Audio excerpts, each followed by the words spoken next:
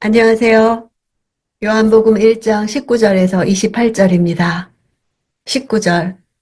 예루살렘의 유대 사람들이 제사장들과 레위 지파 사람들을 보내 당신은 누구시오? 라고 요한의 정체를 물었을 때 요한이 한 증언은 이렇습니다.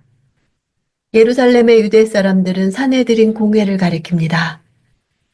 사내들인 공회는 당시 성전을 중심으로 진행되던 종교의식과 달리 독특하게 종교적 행위를 행하고 있는 세례 요한에게 율법에 능숙한 제사장들과 레위 지파 사람들로 구성된 조사단을 파견한 것입니다.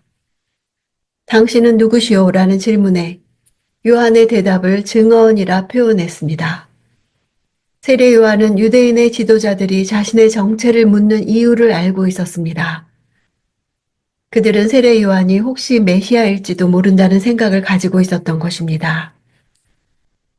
21절. 그들이 물었습니다. 그러면 당신은 누구요? 엘리야요? 요한이 대답했습니다. 아니요. 그러면 그 예언자요? 그가 대답했습니다. 아니요. 그들이 엘리야냐고 물은 것은 말라기 4장 5절에 보라, 여호와의 크고 두려운 날이 이르기 전에 내가 선지자 엘리야를 너희에게 보내리니 라는 예언을 염두에 둔 것이었습니다.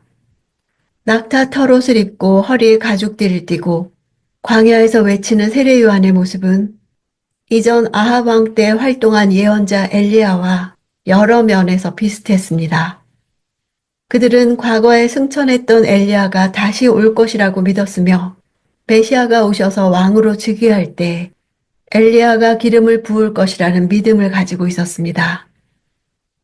그 선지자란 신명기 18장 15절에서 모세가 장차 나타날 것으로 예언한 나와 같은 선지자 하나가 바로 그인지를 묻는 것입니다. 모세가 예언한 그 예언자는 바로 메시아를 의미합니다. 23절. 요한은 예언자 이사야의 말로 대답했습니다. 나는 주를 위해 길을 곧게 하라고 광야에서 외치는 사람의 소리요. 요한은 자신을 인격이 아니라 소리라고 했는데 이는 자신을 낮추고 그리스도를 부각시키고자 의도적으로 취한 어휘입니다. 자기를 전혀 드러내지 않고 오직 사명에만 충실하고자 했던 그의 인격을 잘 반영해 줍니다. 하나님께서는 이미 세례 요한이 태어나기 700여 년 전에 선지자 이사야를 통해 그가 행할 사역을 미리 말씀하셨던 것입니다. 바벨론에서 돌아온다는 회복의 소식을 전하는 것이 바로 광야에서 외치는 자의 소리였습니다. 바벨론과 이스라엘 사이에는 광야가 있기 때문에 사용한 은유입니다. 이처럼 그리스도의 출현뿐 아니라 그리스도의 길을 예비하는 자의 출현까지 세밀하게 예언되었다는 사실은 이 세상을 구원하려는 하나님의 계획이 매우 세밀함을 잘 보여줍니다. 그리스도를 통한 인류 구속의 역사는 하나님께서 창세 전에 예정하신 그대로 진행되었으며 이 일에 사용된 인물들도 마찬가지였습니다. 24절. 보냄을 받은 유대 사람들 중에는 바리새파 사람들이 보낸 이들이 있었습니다. 바리새파라는 단어는 분리자들을 뜻하는 단어의 어원을 이룹니다. 그들이 자신들을 거룩하게 여겨 다른 사람들과 구별되는 자라고 생각했던 데서 유래됐습니다. 신약시대의 이들은 유대 경건주의를 대표하는 자들이었습니다. 사도 바울도 회심하기 이전에는 바리새인이었습니다. 이들은 마카비 독립전쟁 이후 당시의 외부 세력과 야합하는 정치적 흐름에 반대하여 일어난 저항적 성격을 지닌 단체였으므로 시작은 좋았다고 할 수 있습니다. 그러나 점차 변질되어 예수님 당시에는 형식과 외식주의에 깊숙이 빠진 상태였습니다. 그들은 율법에 대한 지식들은 많았으나 메시아에 대한 바른 신앙은 없었던 것입니다. 단지 자신들의 종교적 권위를 위협하는 존재로 등장한 세례 요한을 견제하고자 찾아왔던 것입니다. 25절. 그들이 요한에게 질문했습니다. 당신이 그리스도도 아니고 엘리야도 아니고 그 예언자도 아니라면 어째서 세례를 주시오? 어째서라는 것은 권위에 대한 추궁입니다.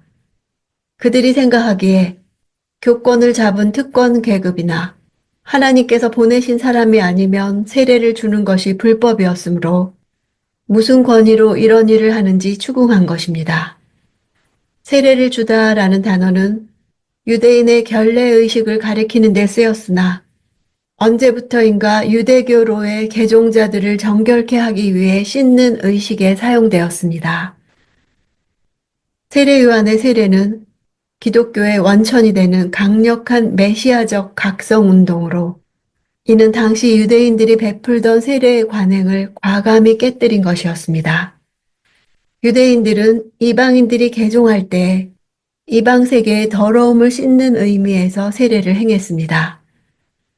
따라서 이스라엘 자손들은 이미 하나님의 백성이었으므로 씻기울 필요가 없다고 여겼습니다. 하지만 요한은 이방인들에게만 필요하다고 여긴 이 세례를 유대인들에게도 행함으로써 하나님 앞에서 모든 사람은 죄인이므로 정결케 되는 것이 필요하다는 메시지를 전달하고자 했습니다. 26절 요한이 대답했습니다. 나는 물로 세례를 주지만 여러분 가운데 여러분이 알지 못하는 한 분이 서 계시오. 여러분 가운데란 그리스도께서 때가 되기까지는 아무의 눈에도 띄지 않는 평범한 유대인이셨던 것입니다. 한 분이 서 계시다란 현재 시제로서 그들 중에 계속 서 계셨다는 말이며 하나님께서 정하신 때가 이르기까지 기다리셨음을 알게 합니다. 그리스도인은 그리스도를 드러내기 위해 자신을 감추어야 하는 존재이며 자신이 드러내야 할 분이 정확히 누구이신지를 알고 담대하게 증거하며 살아가는 존재입니다. 세례 요한이 하는 말과 삶의 방식과 행하는 일들을 보면 메시아가 오실 그날이 가까이 온 것만 같았습니다. 그의 존재만으로도 사람들의 어둠과 욕망이 드러나는 것 같아서 싫어했습니다. 이 세상과 다른 모습으로 사는 사람, 시대를 거스르는 가치관을 따라 다른 목표와 가치를 추구하는 사람이 바로 성도입니다. 예수님이 인생의 주인 되시고 왕이 되시도록 길을 닦으라고 외치는 소리가 성도입니다. 길가에 세워진 이정표가 오직 길만을 가리키듯 오직 예수님만 충실하게 가리키는 삶 되기 원합니다.